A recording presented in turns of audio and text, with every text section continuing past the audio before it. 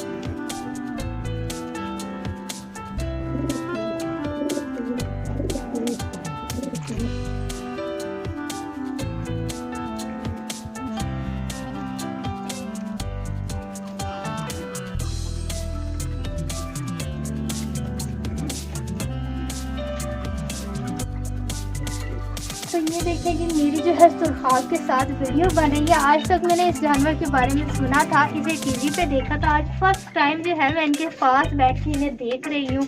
और जितने मैंने इनके बारे में सुना था ना कि सुरखाब जो है बहुत खूबसूरत होता है, मैं कहती हूँ उससे कहीं ज़्यादा खूबसूरत है माशाल्लाह।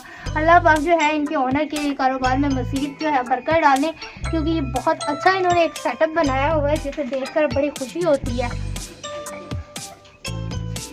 तो ये देख सकते हैं आप, यहाँ पर मुख्तलिफ किस्म के जो है जानवर हैं, और भी जो जानवर हैं वो भी आपको दिखाते हैं। चले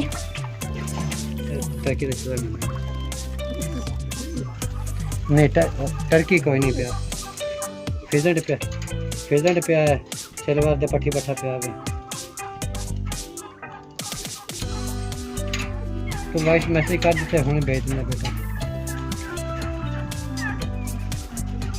चलो ठीक है। उन्होंने इन्हें कह दे कि भाई वीडियो भेज दे अपने फैंसी बर्ड की सारी भेज।